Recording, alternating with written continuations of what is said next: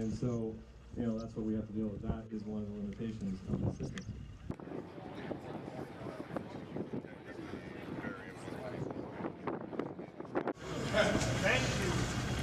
Welcome to the classroom. Chemistry. Okay. Today, everybody know what that is? It's a copper bowl, half sphere. And we're going to turn this into a semiconductor. We're going to make a one-way gate valve out of this. We're going to start it right now. If I don't burn out the hotel. Okay, so what we want to do is I'll try to do this as big as I can get it here.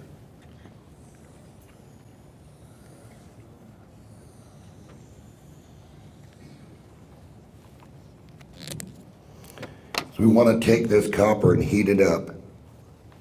And it can be any piece of copper. You could fold it up.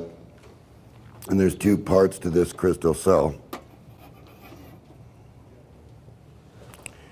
But it's more than that. It's an ionic crystal cell that you can use it and let it dry out and put it away in a cupboard somewhere. And as long as you build the correct circuits to run with it, you'll be able to make a light so that you have some form of light. And if you build the oscillator efficient enough, you'll be able to light up your kitchen table if there was no electricity with a couple of drops of water. So how we're going to do this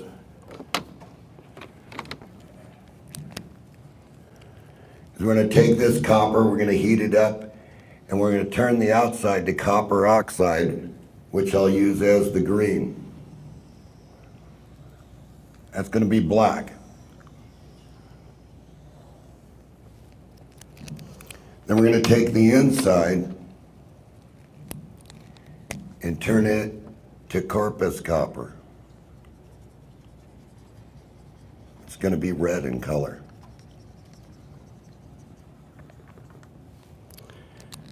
So basically what we're going to do is we're going to put this little layer on here with the heat on this.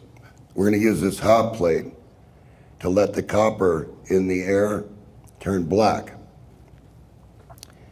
Then we're going to dump it in this, and all you girls should know this, borax.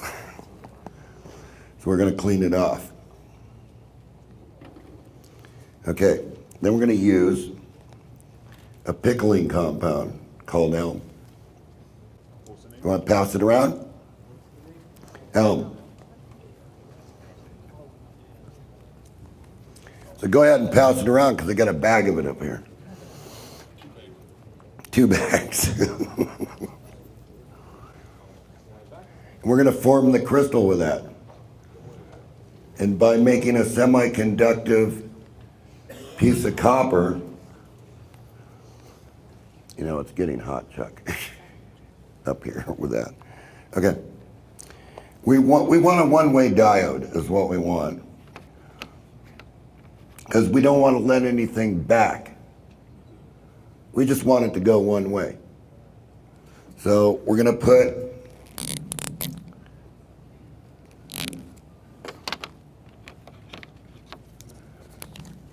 a paper towel in here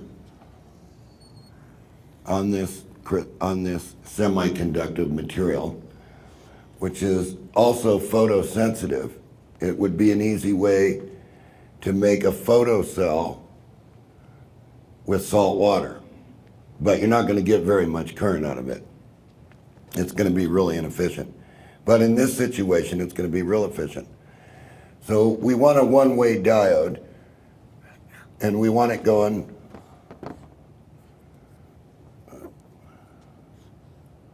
in that direction, this way. Then what we want to do is we want to develop an electrical circuit for it that can take advantage of it. And everybody's familiar with garden lights, aren't you? You know what they are? The sun shines on them all day long, and in about 3 weeks you throw them out.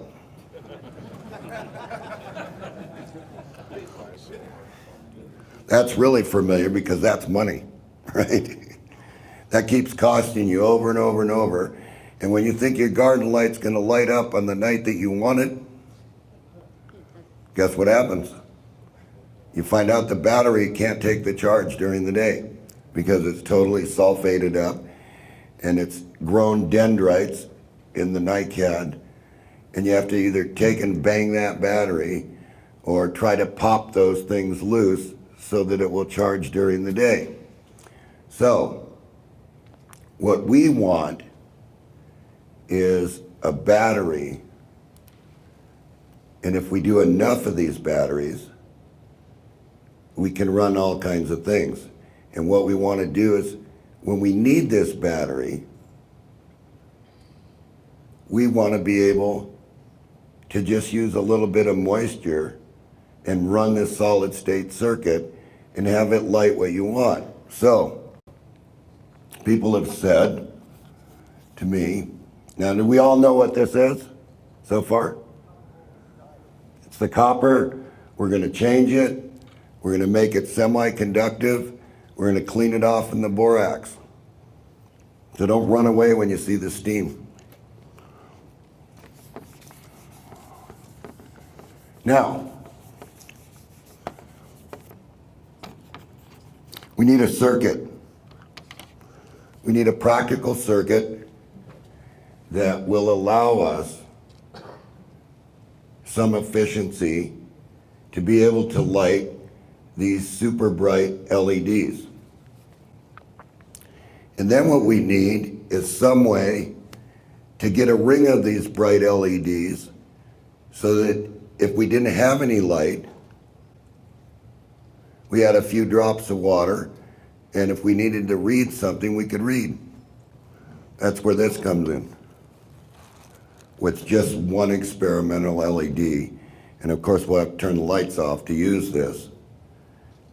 But at that point in time, you'll understand why I said a circle of LEDs. So, let's just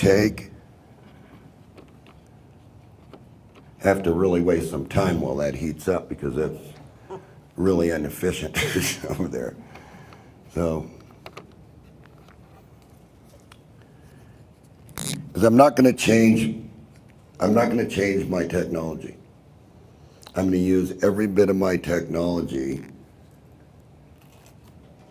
for every piece of equipment that I want to build. Now, I explained yesterday the SG circuit.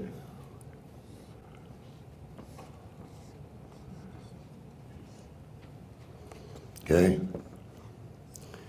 Everybody knows it's got a bi-Fowler wound coil, is that right? Okay. So, we know that one of these coils, when the SG fires, is out of phase, and one's in phase. And then it flips around and does the other thing. So, all we need is some resistance and some drive off this, and we call this a force feed SG oscillator. And then all we need to do is put the LED between here and the ground. Now, from the patent that we filed under chargers that charge your battery in the moonlight, it's running the SG oscillator. It's been on the internet. Unfortunately, I pulled all the information because a few people who were given items took them apart after signing papers with me and then posted what the circuits were. So no more information ever got out from me. So unless I give you the information and say, okay, you can do what you want with it, I don't expect you to give it out. Anyway, this is for your information, and I expect you to do something with it, or at least experiment with it, so you have some form of emergency lighting that doesn't require much at all. And I don't care if you light your whole backyard up with it. I hope you do. But the nice thing about this is if you build the correct system, the rain comes along and waters it for you, and it just keeps going. So that's what we're interested in. So we want to use the SG circuit, and we want to talk about how to get more LEDs on here at the same brightness. Now, Chuck, do we have an array? Okay, good. So let's see where our heat is. So very carefully, right, a couple at a time, come up here and walk by here and look at what's happening to the copper. So do it very carefully. Don't stand here. Go right back to your seat. See the color? John, how come in the middle is different color? Because it's very hot in the middle. Yeah. So have you cleaned it first before you did that? No, you don't have to clean it. I don't have time to clean it. I have time to make light. Yes, but soon it's going to go black. And when that makes the color black, that's going to get dipped in that borax really quick.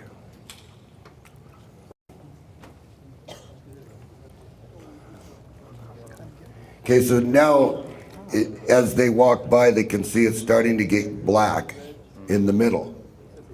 And pretty soon that black's going to come up. And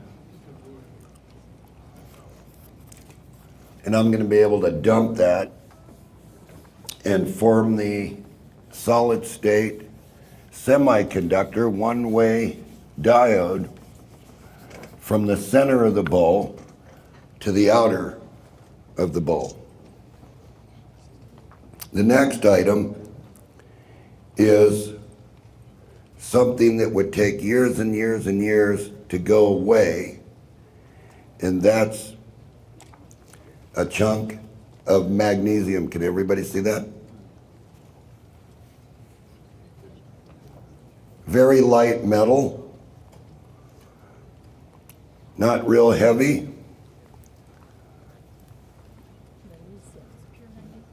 Yes, pure. Okay. I built one of these 3 weeks ago. What, off YouTube? Yeah, exactly. Well, now you're doing it right here. Yeah. Here's another one, another chunk. Don't buy that bar off the internet,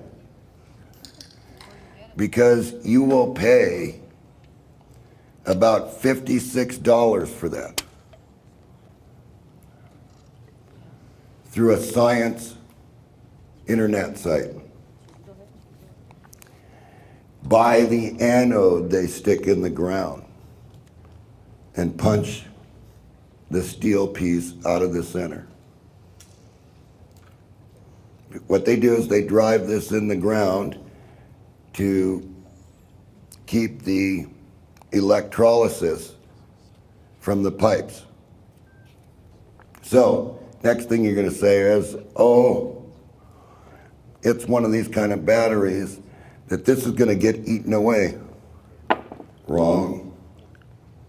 It's going to last a very long time if the solution surrounding it is the same material that's allowing the ions to transfer. That's going to be this pickling compound. Now don't steal my magnesium. or we can't have any fun in the parking lot tonight. So basically what I want you to understand, if we build the SG oscillator, we would be stretching out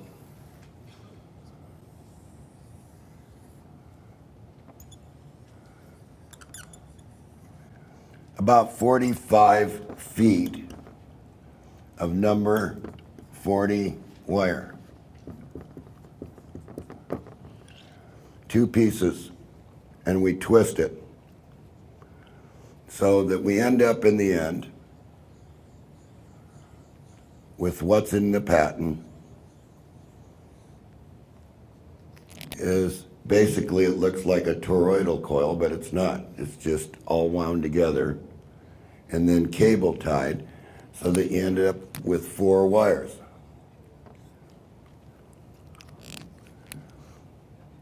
Then what we want to do is we want to build the SG circuit.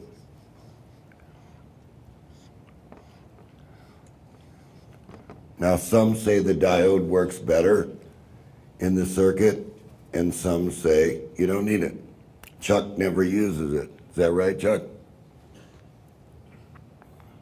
So we just put the resistance there, and that can be a pot, so you can vary the light if you want. And you force feed it from this battery.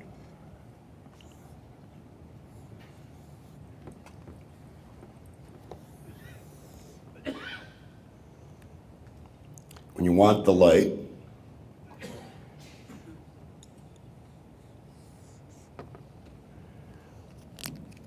you just put a couple of drops of water in there, and the battery comes to life. Because what we want to build, what we want this material to do, this alum, is we want it to form a crystal and grow a crystal against the semiconductive bulb. Now when it does that, the crystal has, I don't know if Chuck brought the little glass. Do you have the little, yeah, the little glass? But anyway, when you do that, it's a porous type crystal. So you could look at it as if it would transfer the ions that we need through the material to the one-way gate valve so it can't come back.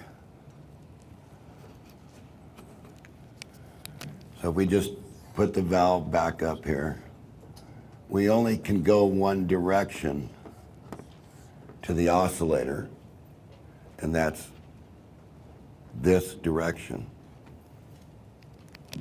Now most people don't do that.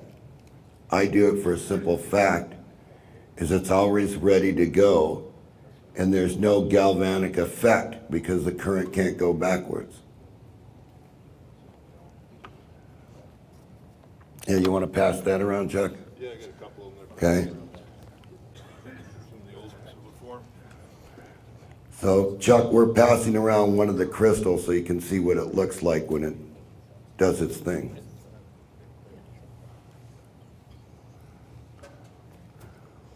Well, we're starting to go black. We need a torch.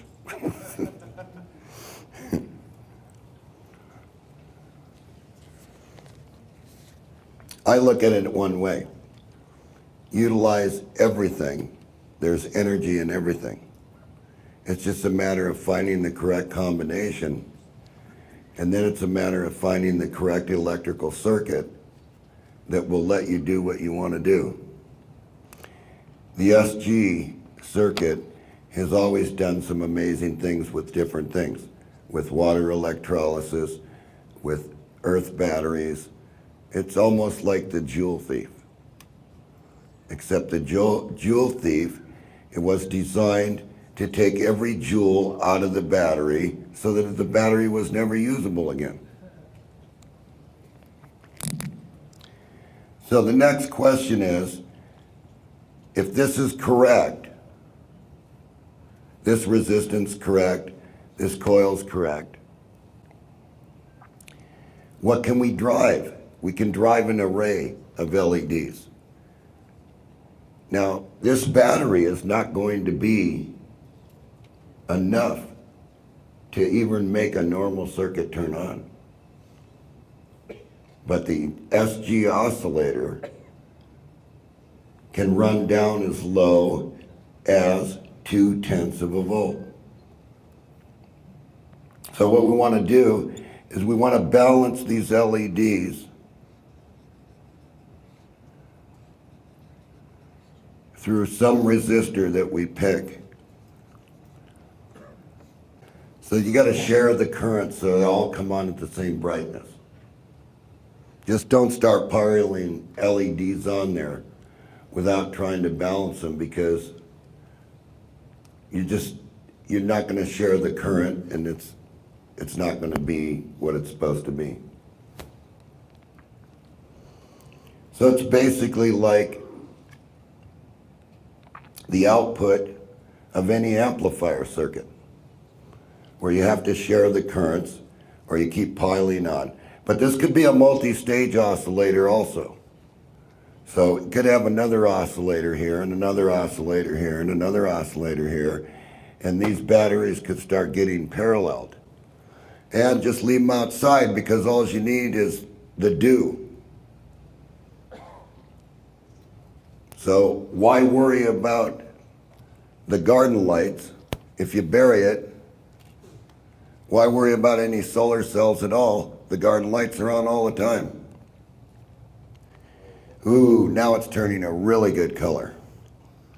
This says it's working. It is now silver. If you want to come and look, come and look. Science groups, and it's an anode. Oh, okay. It's anode material. All right. So where would a guy look to go buy them? Surplus, metal houses. But still, you still have to find this stuff. The alum? Yeah, if you really want to pay, go to the grocery store. That's where we get it. No? Well, you can get it at the grocery store, but a spice company will sell you 100 pounds for barely anything. It's changing, isn't it?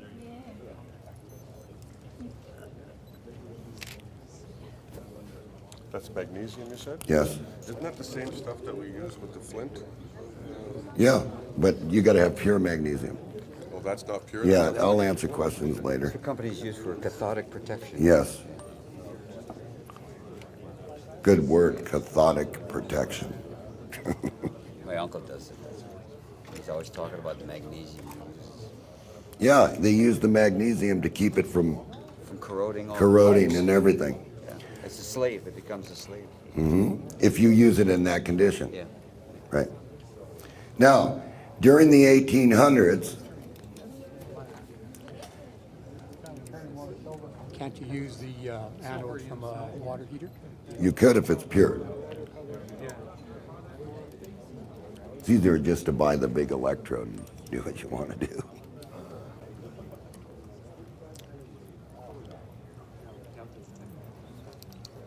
John, is this a ground here?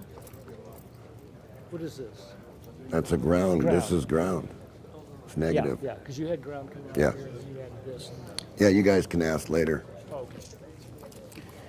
Okay, during the 1800s, all the telephone companies, all the telegraph companies used alum batteries. The problem with this was that no replacement was required.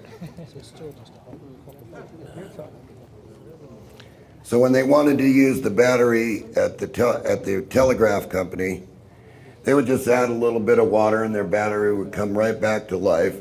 And the real problem was that there was no obsolescence in the battery, which meant you didn't have to buy zinc electrodes.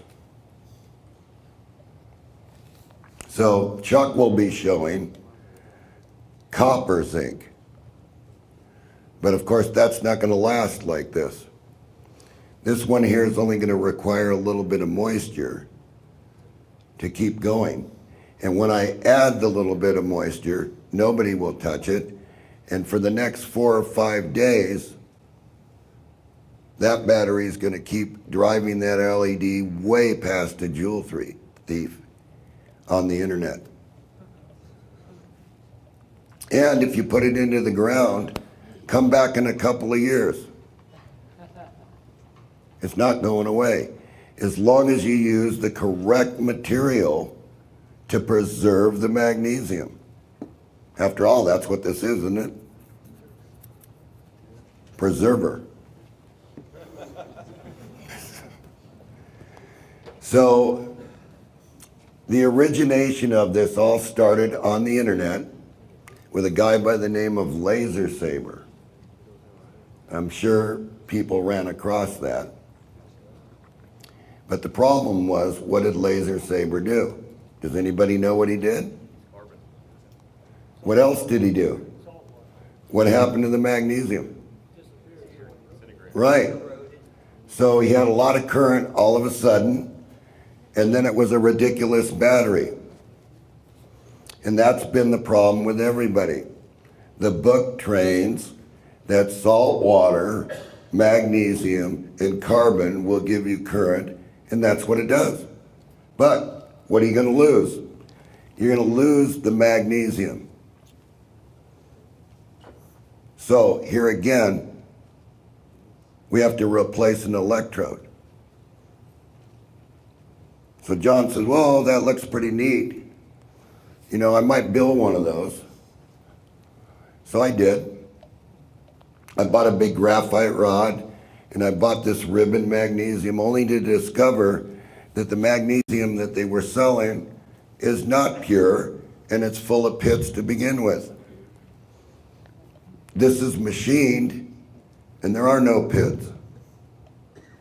Little dimples where the lathe got at it, and where John wanted to file it, but that's okay. It's not going anywhere. It's a big piece of magnesium. So I sort of wrote a couple of emails, you know, on the internet commending him, saying, did you try this? Did you look at that? Have you studied what you're buying from the science company? Well, no, it worked. It's still working. And then one day, people started saying, oh, it disintegrated. And I said, duh. You know, stuff in salt water disintegrates. So I decided to start trying to figure out how to keep the current in one direction so it can go back the other direction. And I said, well, the only way I can do that is if I make a semiconductive battery, you know, semi-battery that's conductive in one direction. So I kept doing it and kept doing it and kept doing it. And I'm not a chemist. Don't claim to be a chemist. But I can tell you one thing that I learned about it.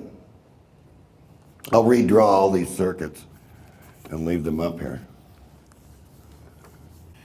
What I did find out about the crystal was this.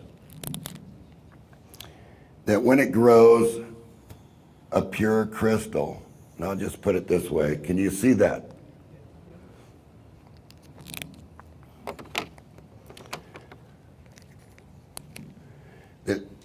This crystal, for some reason, when it's working with this one-way gate, builds little tubes that run every direction. So I got to thinking to myself, wow, a crystal that you could see these little things and you could actually see the moisture inside these little tubes when you put it underneath a microscope. And so I was looking at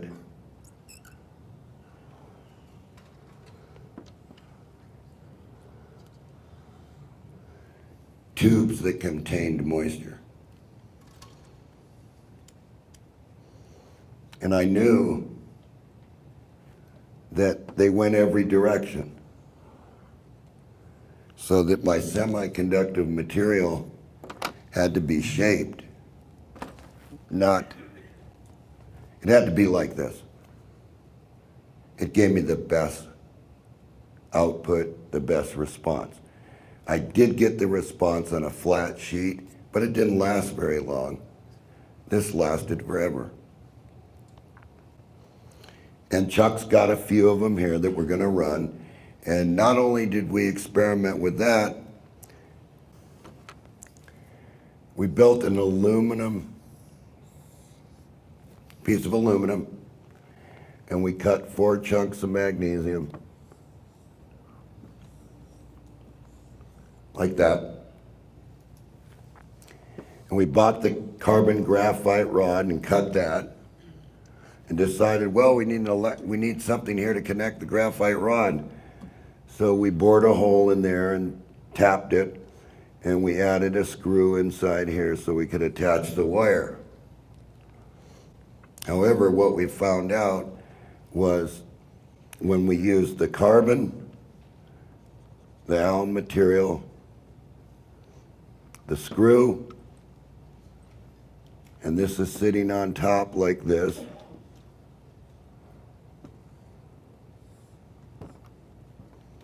That would be minus, this would be plus. That a very strange migration took place in the graphite rod. So I said to myself, well, no wonder all those batteries on the internet are failing.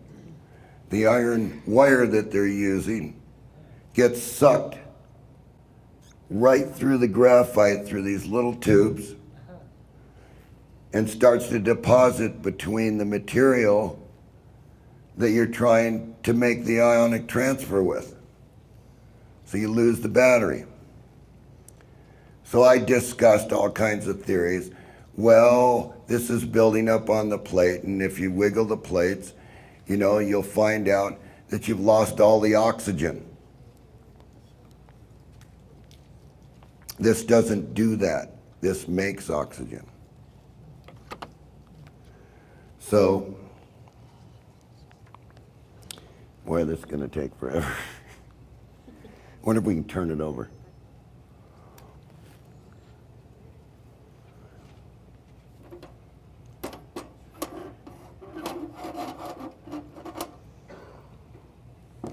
Hate to short out the hotel right here on the spot.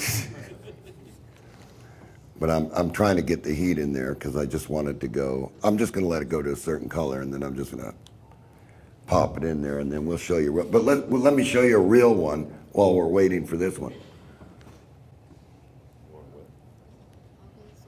No. Is it dry? Yeah, it's dry. Yeah, it's dry. Okay. So if I walk around, that's what it ends up being.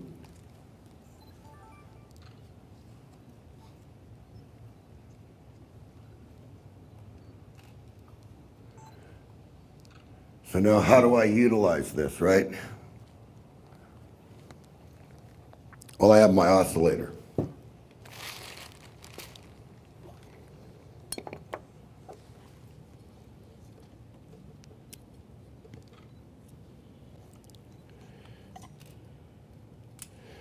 Oh my God, there's no moisture in it. So I better add some. Add a few drops here and let the crystal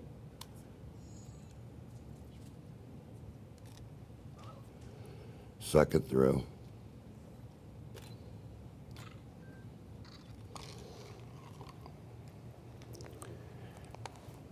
What about if driving rain comes and fills it up? Is that going to wreck our battery? Well, you got to really think about this. You got to do more than just have John say it's building and building and building. Can everybody see that? Here.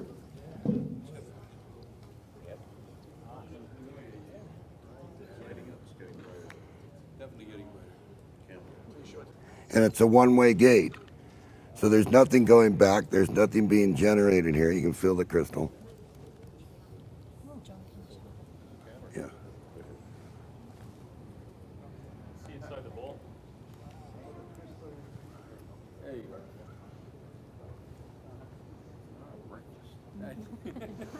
Right, breakfast of champions.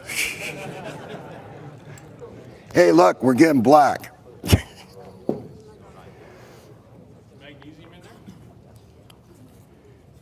Yeah, and this should use a magnesium battery. Just add a drop of water and not worry about this one. Yeah, same material, semiconductive copper, and we don't worry about it anymore. So now we're almost black. I'm going to take it off a little bit early, a little early just to show you. Now the next part of this is something to put between the magnesium and the copper and the semiconductive material, which we just use a paper towel. By the way, Laser Saber would never talk to me again after those questions. And after I came on YouTube and said, oh, look, if you use this material, the magnesium doesn't go away. Because there's some protective thing in this aluminum that makes your pickles crisp. Oh. By the way, let me show you something about this battery. So on the Energetics forum, when we were talking about doing this and using galena, and we were talking about using iron pyrite, and you can all go look at the whole conversation. Don't believe John. Go look at it. It started with a stubble field work on my pages.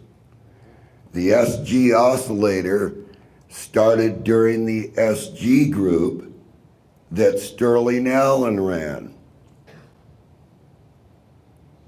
The oscillator got taken apart on that group and spread out on the internet before the patent was out. So anyway, the unique thing is that I want you to take your NiCad battery with your 1 LED Joule Thief and short it out. Just leave it shorted out with the battery on it. Does anybody know what happens when you do that?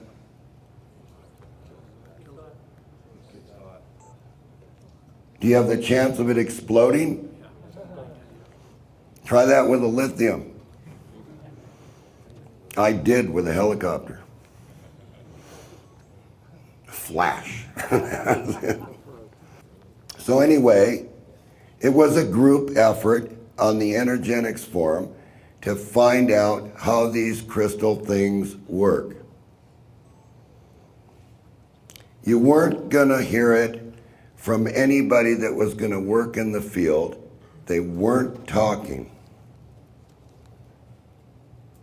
There was John Hutchinson, there was Marcus Reed, and many more before him. They weren't going to tell you a thing. And when you got too close, the internet site disappeared. So, point being, that we started a group called the Earthlight, Bedini Earthlight. And we went through cement, we went through cooked copper. You just go there, you'll find it. Aaron ran that, Peter's partner ran that. And anyway, see, doesn't care. Didn't destroy the magnesium, got a little brighter. So you want to short some more?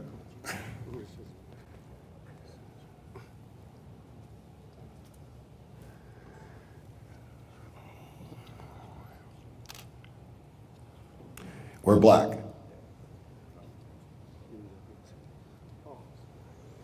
So now what are we going to do with it, right? Yeah. If I wasn't so blind, I could do it. I'm just going to cut it out.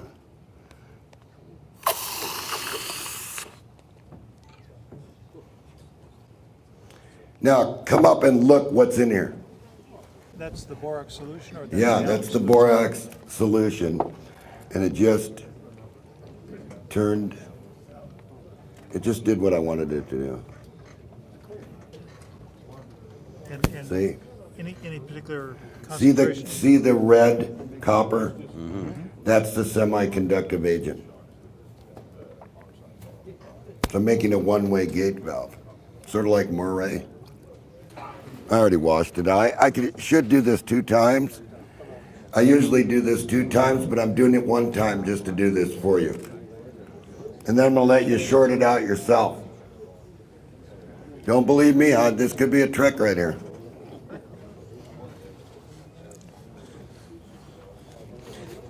I've got a name for this. This is John B. Disney World. Yeah, you could say that, but you're gonna need it. Yeah.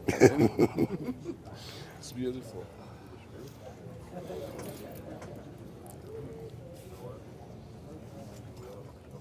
Well, it's shorted out, isn't it?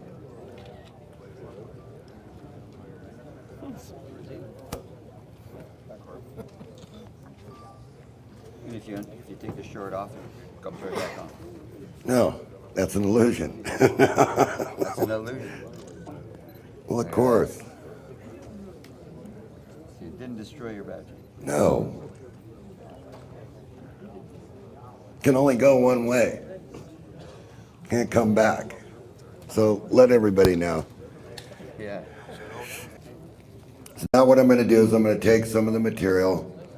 Now I'm going to put it in the bowl. Just like that.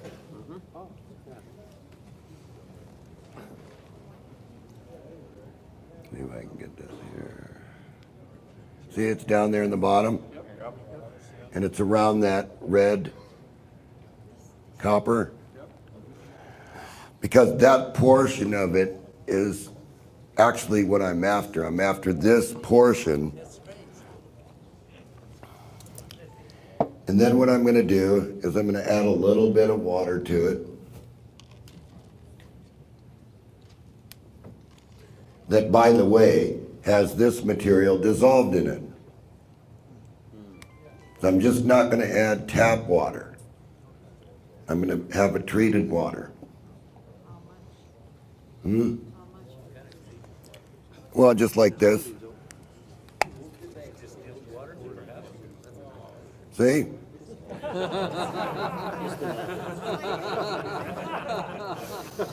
You don't need to be an Einstein to do this. Einstein doesn't work here anymore. This is nature.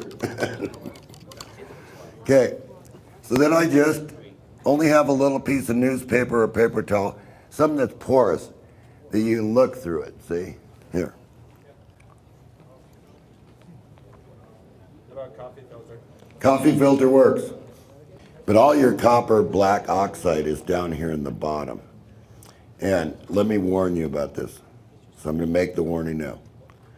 The red copper corpus is poisonous. Don't get it in your system. Wash your hands. Not like me. Okay, so all I'm going to do is put it down there.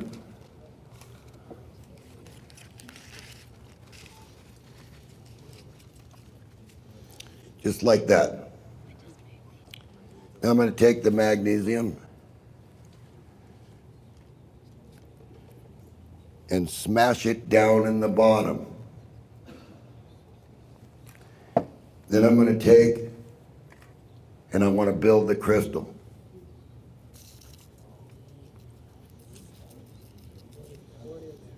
Science at its best.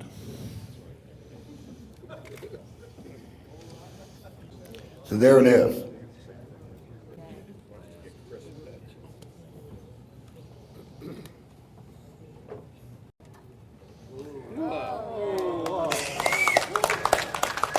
The array. Now, that's pretty dry crystal. I need a crystal.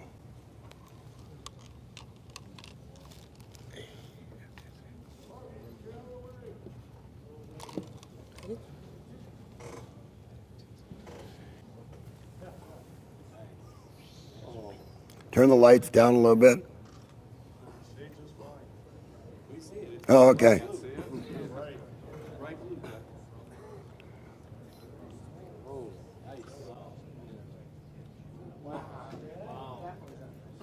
Believe me, I get in trouble at home because I do that to the wife. I go, hey, is that right?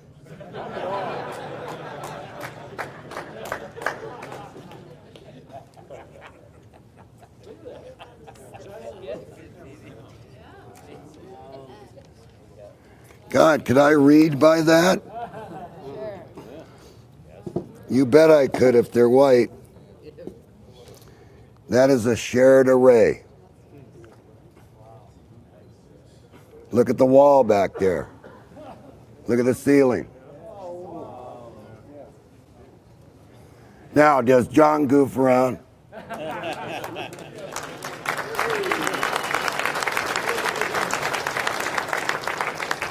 The SG circuit.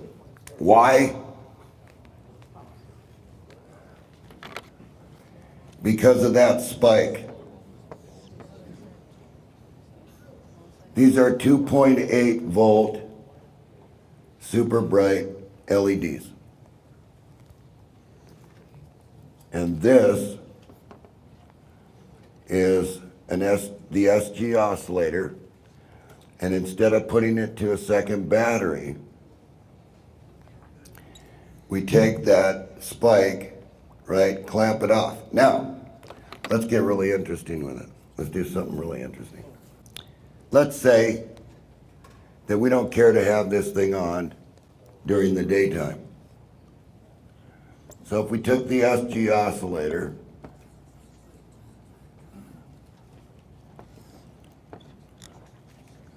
and our LED array is out here. Okay, really simple. Solar panel, never to be used except for the detection of light.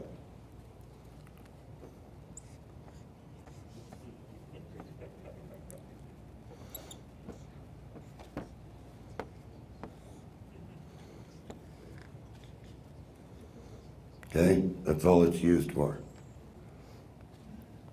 So when it's light, this is biased.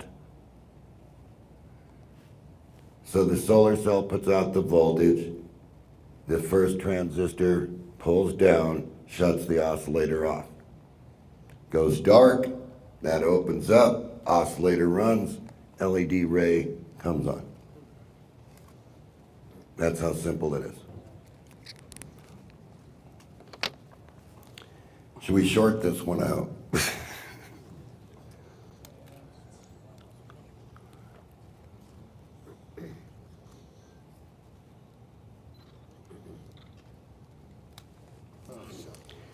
So we want to let it sit for a while because in some known cases, if you short them out and come back, they have more energy.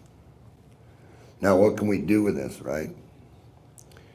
Well, this has quite a bit of current, probably on the order, just the way it sits right there, of 300, maybe 400, almost a half amp at 1.1 volts. So unshort it,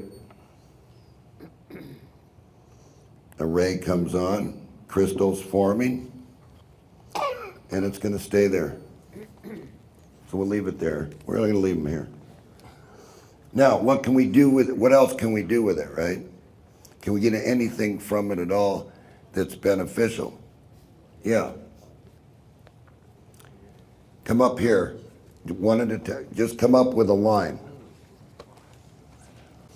Okay, now what I could be doing is taking my phony flashlight batteries, right? Yes.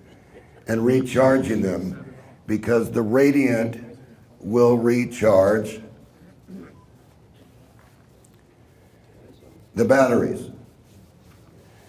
I could take NiCad batteries and be recharging them with the spike from the SG motor over there. A whole bank of them all at one time. And I could turn around and put them in whatever I wanted.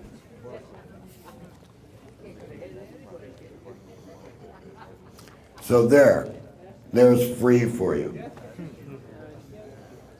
But you had to work to get it, didn't you? The size, it's the surface area that gives you the current in the magnesium. So this is only the simple aspect of it.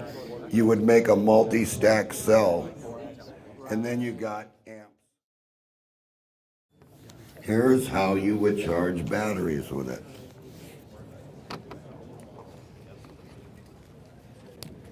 You would build the oscillator.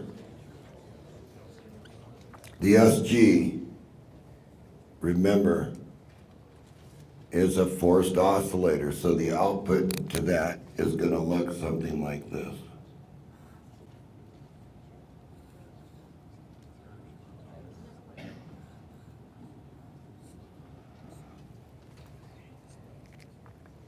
These are the spikes.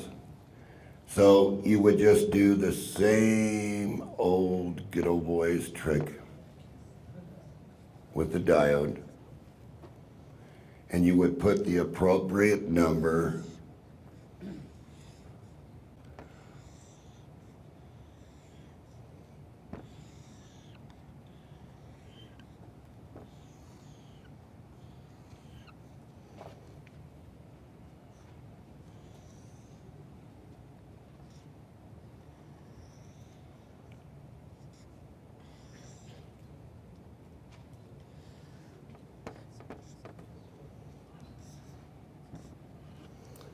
the appropriate number of magnesium cells with the copper, with a semiconductive gate, so it's only going this way.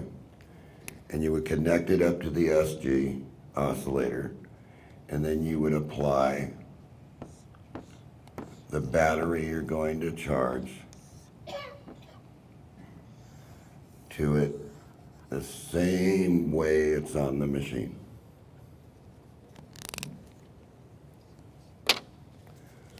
And that only cost me a couple of drops of water.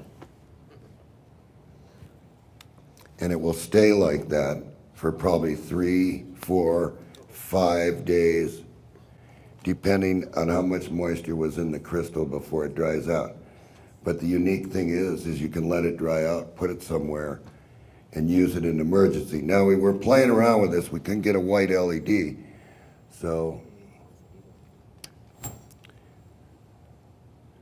but it's like, see, it's really got some light this way. And we just couldn't get the mirrors right in there. But the other night I was sitting there and I was saying, well, can I read by it? And when it's dark and there's no light at all, yeah, I can read by it. So it would be the same thing as your garden light. You could read by your garden light if you had to. You would just build these cells, and I suggest if you're going to build them, that you want some current out of them, right? So the more area you can get, and the bigger the bowl, the more the current. The more the current. Because it's the current in this forced situation that's going to give you the power. This does not work like the rotating magneto.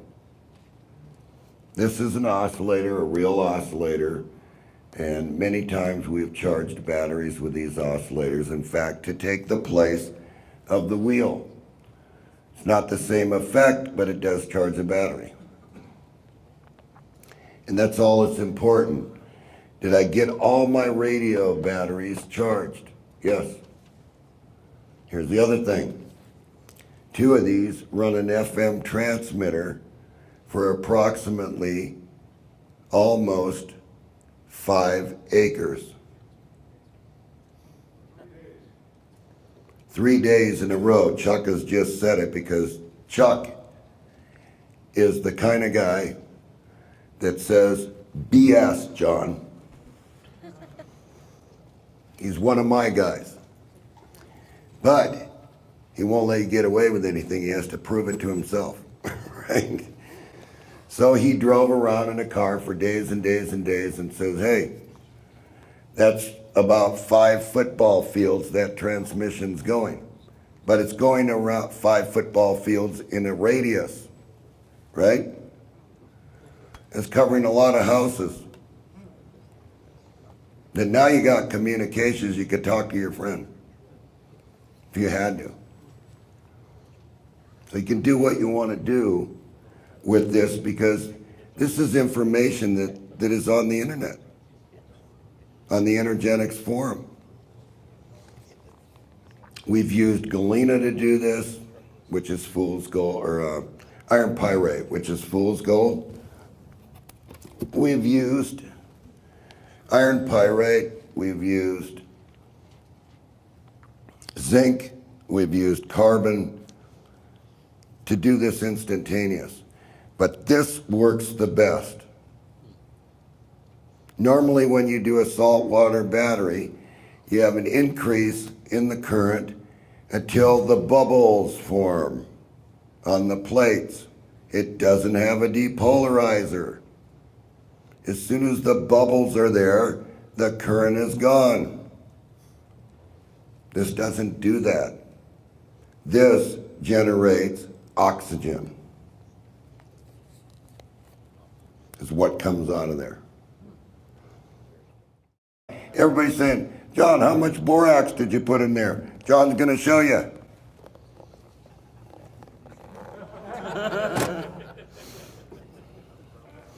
And he stirred it up.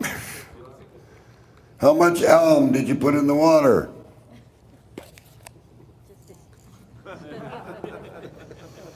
Doesn't make any difference, does it? It's not real critical. It's not rocket science. The bowl, you guys want this circuit? Do you want to take pictures with your camera before I raise it?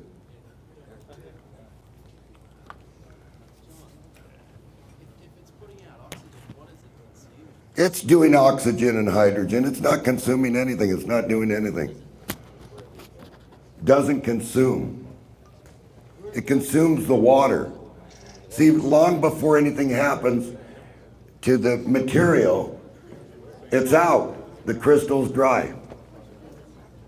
I've had them running for 6 months straight, just like you see right there, by adding a drop of water every day. Nothing is being consumed except the water. Yeah. Well, there's some kind of nanostructure that's taking place in the crystal. Yeah. It's growing almost, I would call it a cauliflower crystal. That's exactly what it's growing. Oh no, it keeps growing.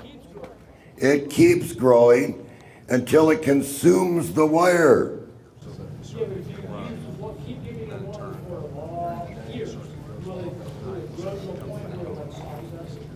No.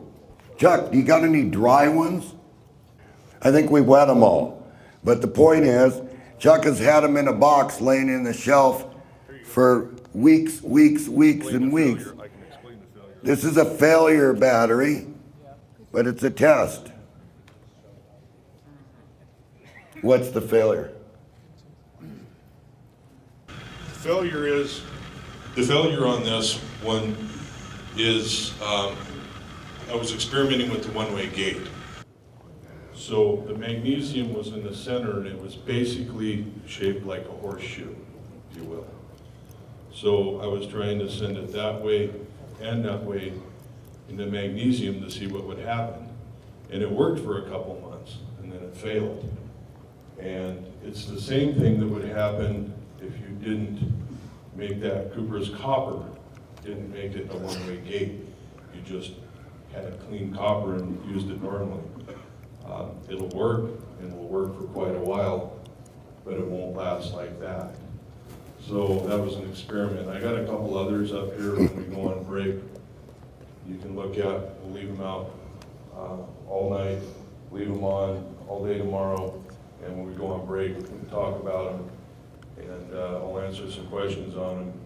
and show you various experiments that we did with them and explain to you why they failed, at least why I think they failed. Chuck's precise. He's a great guy to work with. He says, I don't believe you. I have to do it myself. Anyway, the point is, that's why I made it semi-conductive, because I knew of the failure that was going to take place. You must make the rectifier if you want it to last. Does it matter what kind of water you use? Distilled, well, spring? No, see, this is not your normal water anymore. So it doesn't matter if there's other... No, I don't know. I'm waiting for nature. I want it to rain, right? No, it does not make a difference what kind of water you want to use, or you're on a well. Then just mix a little bit of this together, and you're going to have some, it's going to have some minerals in it.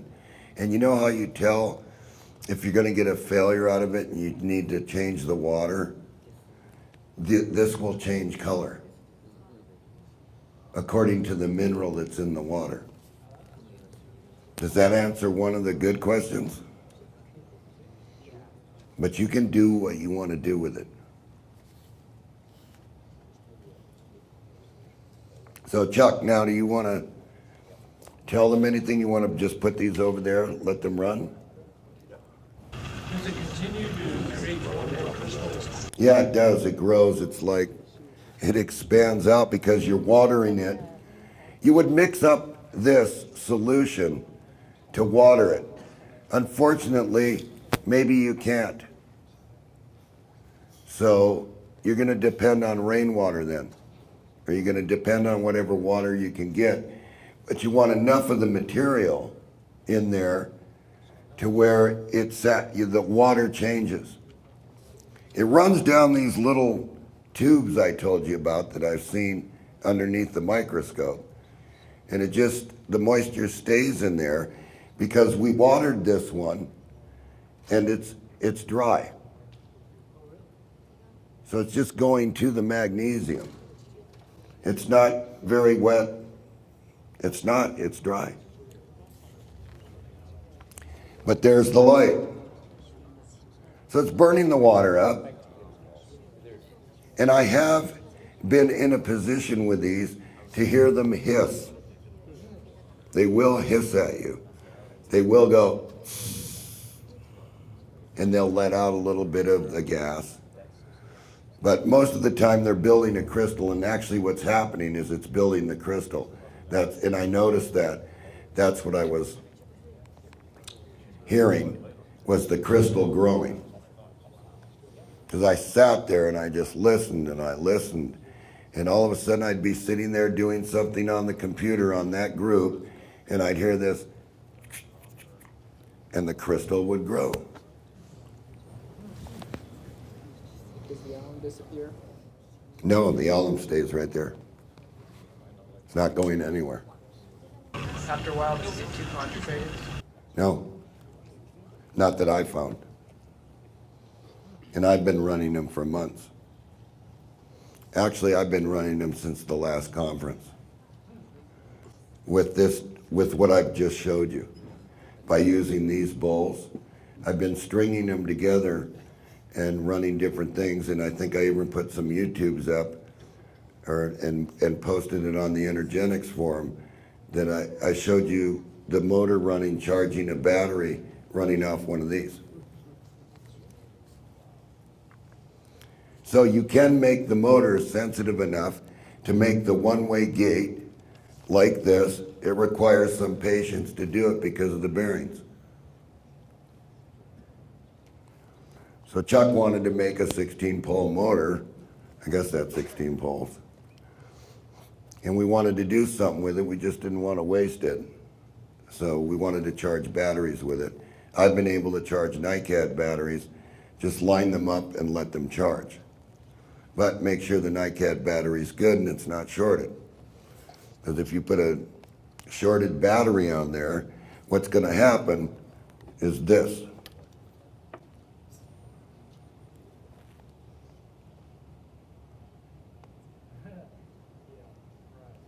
You're not going to oscillate. It's just going to go out.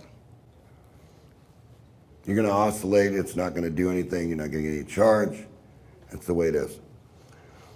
But the unique thing about these things is they could sit in that shorted condition and be put away on a shelf with moisture. And if normally when you short out a cell that's sulfuric and carbon and zinc, if you shorted that out like that, the zinc would just disappear. It would be gone. And you'd go to use the cell again, and you wouldn't have any zinc. It'd be at the bottom of the bowl, what's left of it. But this doesn't work that way, no matter what I do to it. And so I have tried other experiments with barium titanate. I have seen the oscillation with barium titanate in tubes. I've seen what happens when you combine this with sulfur. I've done a bunch of experiments with a bunch of chemicals that are very expensive off the internet. So I have spent thousands of dollars finding out how to get the best flow of current through these without eating up the magnesium. And this is the best. It's like a protectant. Now Chuck's worked with this too, so there's two of us. And I'll let him answer the questions. And he can tell you his experiences with it. What was the source of the magnesium you did specifically? Me and John were just talking about that, and I don't recall where we got it from. Some of it we got from a science company initially, and it was Science services. You need to go on the internet, type in magnesium rod. It's going to take you to a company that's just going to rip you off. So what this material is anode material sitting in warehouses with bars of magnesium from me to the wall. And they chop it off and you get it so much a pound. So you need to locate it yourself. And once again, that's the oil companies and pipeline companies who typically use that. So it's purchased in bulk, so it's a big savings. If you find somebody in your area that does cathodic protection for pipelines or gas lines or any kind of hydro underground stuff, they'll use magnesium all the time. They have sources of magnesium. So that's where you probably get. So look for cathodic protection companies, and they'll have magnesium to sell you for by the pound. And it's Thank you cheap. very much for that information. If you get it like that, it's cheap, right? Yeah, absolutely. Yeah, it's very cheap if you get it exactly like you said. Okay, the question is the separator material. Just lets the ionic transfer through. It's like a separator in a battery. Constructed just like a battery, it's a separator. Now, we did experiment with a lot of different insulator materials. And I can tell you, the two best things you can use is a white coffee filter, because it doesn't have all the contaminants in it that the brown ones do, and a white paper towel. Stay away from felt and those kind of things, because that becomes really tough to work with and it doesn't work very well. Question is, are you limited to your amperage? You can series these and you can parallel them and build on that. I've showed that in some of my videos too. If you go on the internet, on YouTube, and search for Woodchuck H, you'll see all my videos up there on the various crystal batteries and earth batteries and air batteries that we built. And you'll see that we can series and parallel those, and it is beneficial, yes. Yeah, Woodchuck H. Is there a video of you just running an SSD current battery? I don't remember if I have one up there or not. I know John does. So you might want to search his. As the crystal grows, is it better to clean it up or just let it grow to crystal? To let it grow or to break it off and okay. That's a good question because we use some acrylic to make some tubes and stuff in various creations of this. And that crystal grows and it is extremely strong. It will break acrylic glue, it will break acrylic, it will break super glue. Those crystals are very, very strong and they keep growing.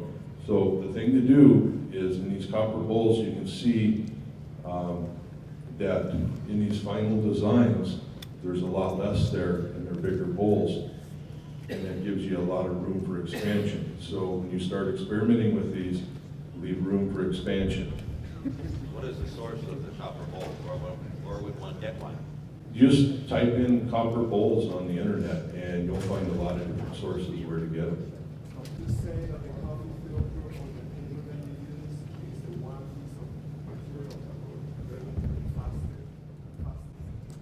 No, it won't actually degrade because when we go on break and you come up here, not the new one, but these old ones, if you just lightly touch them where we didn't get them wet, it becomes like a glued surface. If you've ever taken Elmer's glue and just smeared it on paper, let it dry and pick it up, it's solid.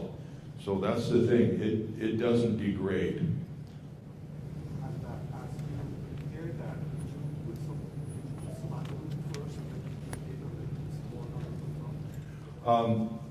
Basically, how you do it is you want to put a little bit of alum in your bowl, once your bowl's prepped, and put the water in and give it a few minutes till it gets pasty. And then you can kind of form it and shape it like you want. So once that's done, put your insulator in, a little bit more alum, give it some time to get pasty. So you want a good contact surface. If you noticed when John passed that piece of magnesium around, he had shaped it a little bit on the lathe. So it's the same shape as the bowl. The big thing you got to remember here is surface area. The more surface contact you got between your two dissimilar metals, the better the performance you're going to get out of it. Next question? Like, when you put the bowl into the water, the heated bowl into the borax with water, how were you able to distinguish between the red copper and the black copper in the exterior? Okay, the question was, when we heat the bowl, distinguish between the red copper and the black copper. That bowl had so much surface area that this burner didn't really have enough heat to cook it really black. So you want to get it really black if you can. And the best way to do it is using an electric, one of these electric ones. You can do it with low pressure gas, being natural gas or propane. You'll have to do it a minimum of 3 times.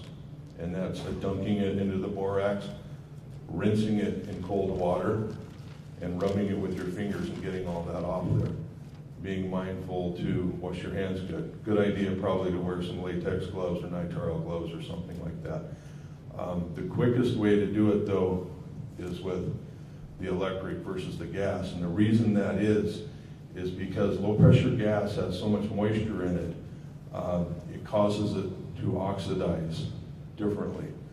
So you really got to work at it that way. So if you got an electric one, that's the best way to do it. I used an acetylene torch. Does that matter? I didn't try acetylene. Acetylene, I would think it throws regular torch. Yeah, just a regular propane torch or natural gas works. Those are clean burning. Acetylene is not clean burning at all. And I wouldn't recommend that. It's a very high temperature that's made for melting metal quickly, and the oxygen blows it away.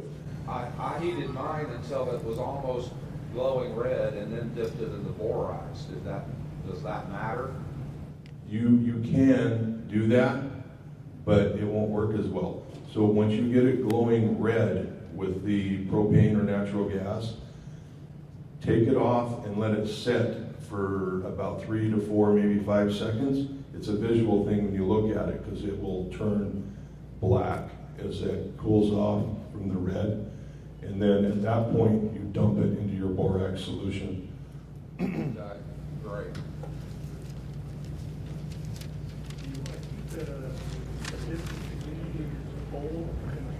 Well, I'm gonna make several more. The what?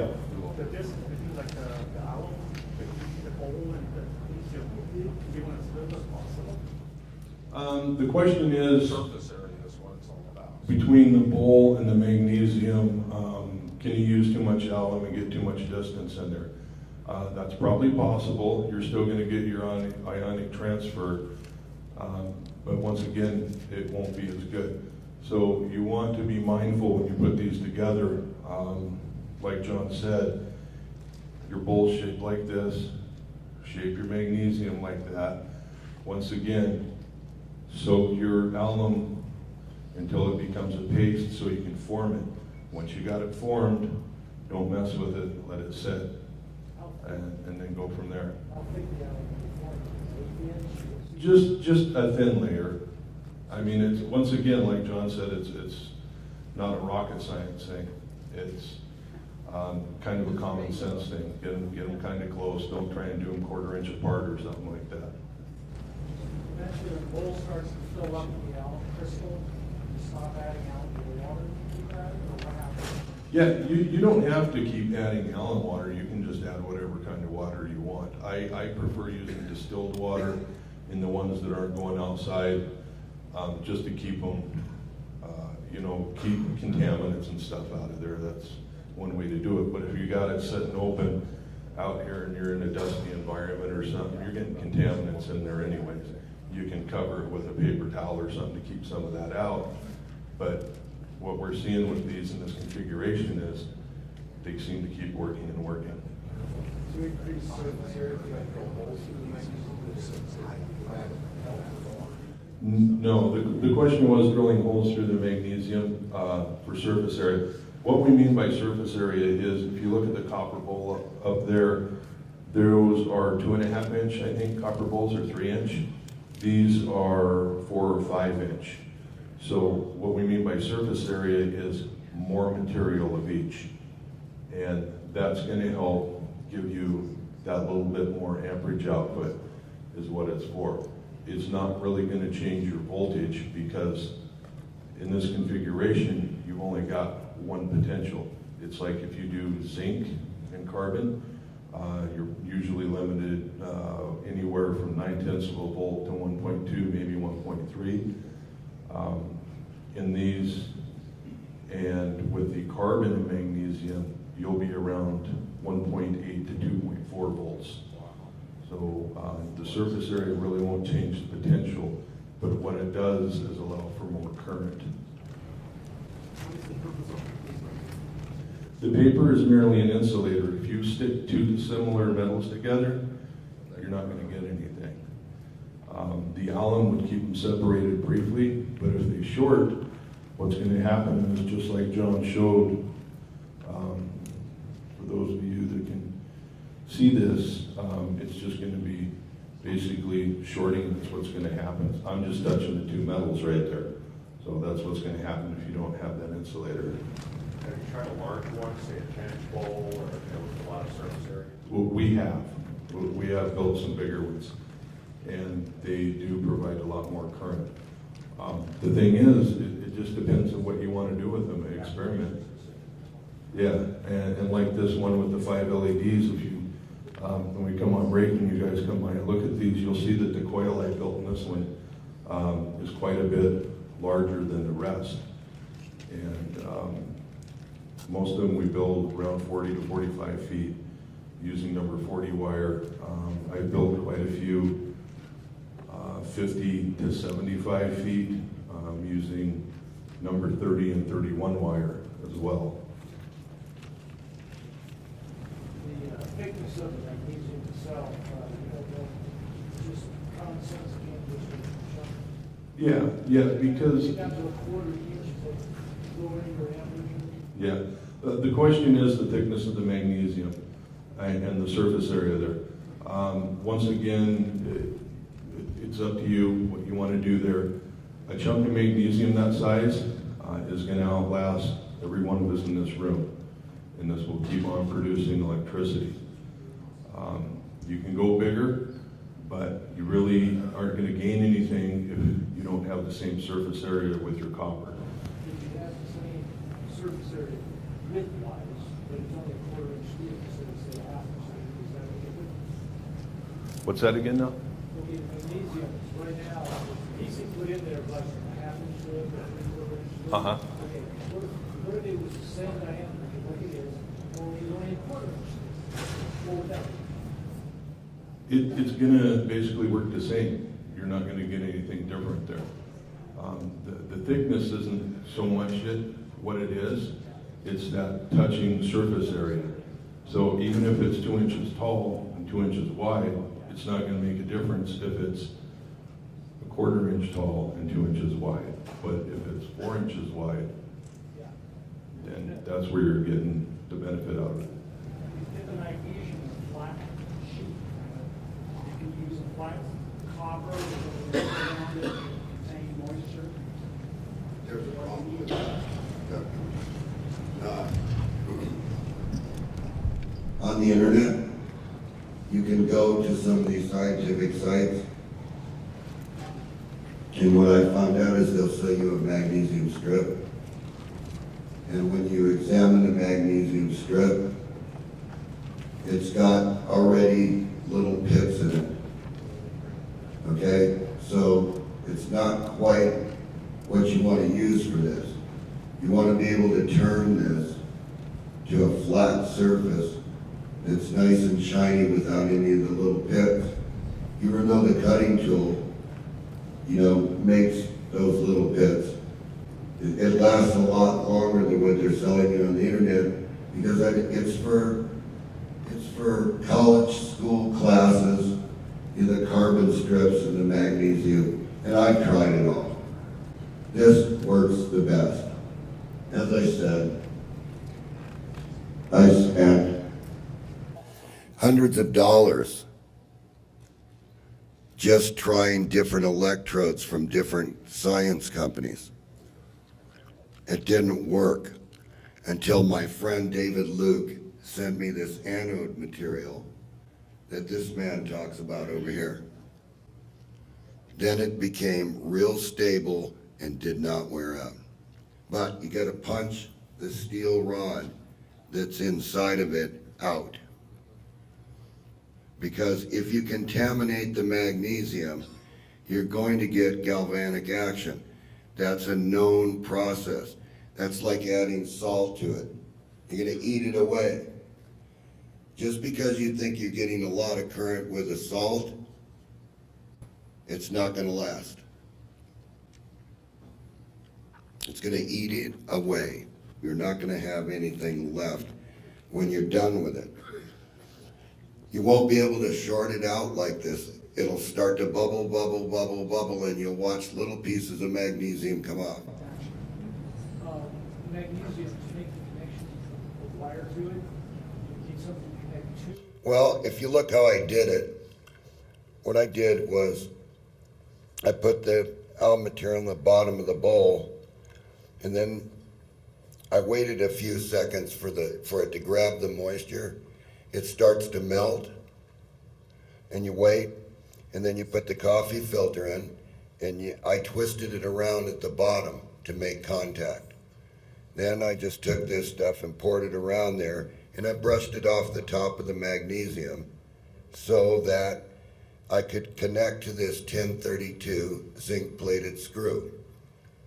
Now the zinc, if you let the crystal go above the zinc, then it's going to contaminate it. So I haven't been able to find anything yet that, I haven't tried any of the exotic metals. Like stainless steel? Well, yes, I did use stainless steel on on the graphite rods, and it didn't migrate to the top of the crystal. It didn't go through the graphite rod. Would it be a problem to use stainless steel in No, there'd be no problem in using stainless steel here. But you still gotta keep the alum away from it. Well, I do that automatically because, and if I was gonna do something where I didn't wanna water it, I would probably build some kind of funnel in whatever machine that I was building, and I would collect the moisture, and I would make it so, even if it filled up with water, that only this minute little amount through some kind of little tube, right, would be able to saturate the crystal. But I have buried them in the ground, and the sprinklers come on at night, and the lights are on, and nobody's home.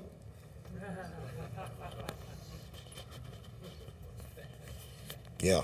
Does it have to be pure magnesium? Yes. Be a, like a mag wheel is magnesium, aluminum? No, no, you want pure magnesium. Because any magnesium that's contaminated is not gonna last.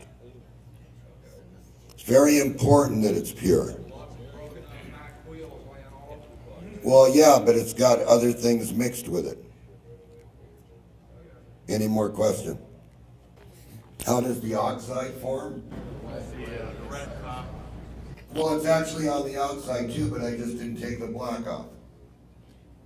I didn't scrub it off. I actually stuck my finger in here and rubbed off the oxide on the inside. So if you look at this one, you can see the black on this one right here. See the black on the outside? Is that inside with rubbing it off? Is it real delicate? Yeah, it's real delicate. Just use your finger like it. Right. Don't use the scrub. No, if you scrub it, you're gonna scrub that semiconductor layer right off the copper bowl. Then it's not gonna be the one-way gate. And you can test this yourself by taking a piece of copper and heating it on your stove, and you get that reddish looking copper on the top. And if you take an ohms meter and you scrape the copper on the bottom so you can make connection, it'll only go one way with the meter. It'll work just like a diode. There's no problem doing that. In fact, you can make some high voltage rectifiers that way for that machine. The cheap man's diode, but it's far better when they work than the diodes we're buying. There's obviously a reason they took them off the market. It's discussed on the internet. In fact, I think they replaced that rectifier with a rectifier called selenium, which was very poisonous because they can take the high voltage. So this works pretty well. Nothing goes back. What kind of amp current do you get out? That depends on your surface area. Like I said, I do this as big as possible. So this is probably producing, if I was to do it all over again, recook it again, get the best semiconductive material I could on there, start over, use the same chunk of magnesium, I could probably get 1/2 ampere at 1.1 volts. So it's not that it doesn't have enough current, it does, because it wouldn't run the oscillator circuit if it didn't have the current. The cell is probably 0 like this when it's dry, as far as the curve goes. And then you add the moisture to the crystal, and it's gonna pop up like this, and then it's gonna stay like this until it dries out, which it's gonna fall back down. So it stays with this eye continuous. It's staying right there. Now, if I add a little bit of moisture to it, then it's gonna come up a little bit more. This line will move up here. So when we look at the crystal batteries, I'll erase it, and then if somebody needs it, I'll put it back up.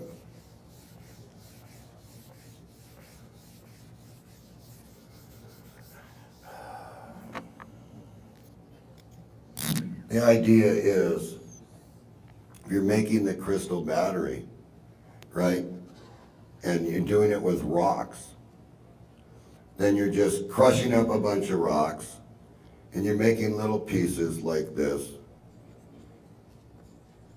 And they're all different shapes, right? And whatever you're cooking this mix with, which is usually barium titanate and a few other strontium and things like that. Okay, I don't want to work with those chemicals. I don't want you working with them. They're chemicals you don't want to work with. You don't want to be cooking this on a stove and breathing that. So, when they say, well, we built a crystal battery, right? They say, okay, look, this one's alive, it lights the LED. It's doing the same thing as that, and it's just running along like that.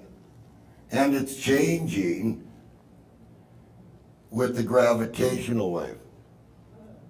It's known from all the reports that crystals, if you can detect it, will change with the gravitational waves. So the point here is, yeah, I can keep this for 2 years or 3 years or 5 years, but I have no output. I have maybe 0.15.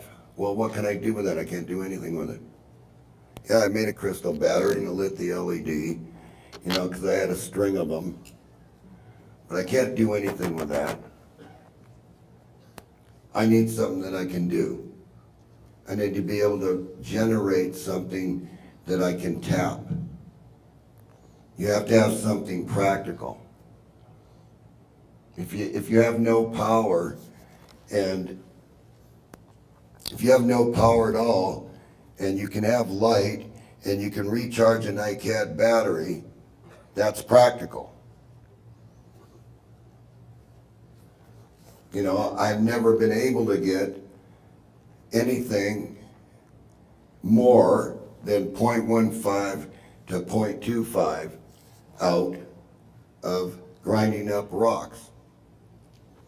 And that means going out in the front yard and picking up all the white and gray rocks and crushing them all up and buying these iridium electrodes and everything else that this does better. It lights the first time. I don't have to work. I can do this easy in my backyard. I can light my whole backyard up for a couple of drops of water. So it's pretty practical. And if you needed an emergency light or an emergency beacon or an emergency transmitter, that's the way you would do it. You would look at it practical. You wouldn't look at it, I developed this and blah, blah, blah, and I'm tapping the ether and all this. I wouldn't do it. I gotta see it in front of me. And you gotta see it in front of you. So you know the way this works. It's burning the water. We can get little drops of water off leaves in the morning. Doesn't make any difference. But this, when I really need some power, where am I going to get these chemicals where they're shipping you, you know, maybe a little bottle of chemicals like this, and it's costing me $200. Why am I going to do that? This is expensive enough. The copper bowl is about, I think about $7 each, this size, and then $3 each, and then some other one that's $10. Now there was one copper bowl that I did order, didn't arrive. I kind of wanted it to arrive before this because I actually did want to make it, and the copper bowl was this big around. No, they're copper plated. Tried. Okay. Then there's a guy that says you can get them in a kitchen supply. We bury them in your backyard and you seal up. bowl and just bury it? No, I put a cloth on the top of them and just buried them. And then what I did was I ran these oscillators. But I was actually able also to take, I don't like doing this, but I was able to take a pine tree, right? And take a copper spike and a magnesium spike, put it in the tree, and not worry about it at all. In fact, it's still in my backyard in that tree, and it's on. Off the tree. So I could, yes, go out there in the forest, there's plenty of trees, in an emergency situation and just take a little bag of spikes and whatever I wanted to do, I guess. And a little SG that was portable and charge up my NiCad batteries. And there is quite a potential between these two metals, the copper and the magnesium, and also the magnesium and the graphite rod. But the problem with the graphite rod is it doesn't have anything in it to allow you to connect to it, unless you just clip onto the end and hope the clip lead doesn't pop off. So, but sooner or later, under what this is doing, what happens is the clip lead will migrate to the crystal, and you'll see this reddish. I don't know if Chuck brought any. Did you bring any that we could see how this fails? See the discoloration in it? There's not a pure thing there. So Chuck brought it. You can see that what Chuck did was he took some ground wire out of the ground that grounded something, and it changed color, and it affected the crystal. Now it's not pure anymore. And I think, does this work, Chuck? No, that's a failure. So we had our failures right here. Ribbon too. Yeah, and this is magnesium ribbon. You can see what happens to the ribbon. You won't be able to burn it anymore. It's not magnesium anymore. Yeah, it absolutely fails. All this ribbon's made for are for guys that want to start fires. And what you want to do is you want to generate energy, right? So you can't afford to have a failure. You need this light for several hours on a beacon or something like that so they can find you. You can't have that happen. Oh, gee, it was lit a minute ago. The ribbon popped. Yeah, so Chuck has tried them. We spent weeks and weeks and weeks trying every different direction of copper and this and that, and that's the most ideal. Okay, so I guess you can go eat.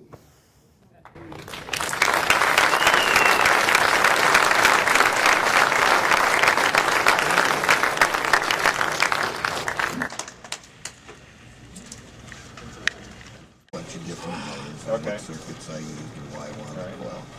Now, I'm not telling you this is the way the magnetic spins are. I'm just telling you when I hooked it up. 2 hours of sleep the other day. This is the way they went. All right, so I need 2 And I wanted t-shirts. them to go that way. I wanted them because I wanted to understand what is it that drives the rotor around. When they're like gyros. They're like one wheel against another, and they make gear ratios. So how much is the book then? So depending on what that wheel is and what angle that wheel is that's rotating, it's getting to I already have a signed shirt, and I how watched much it. torque the rotor's going to develop. And so I'm trying to tell you that. I'm saying, okay.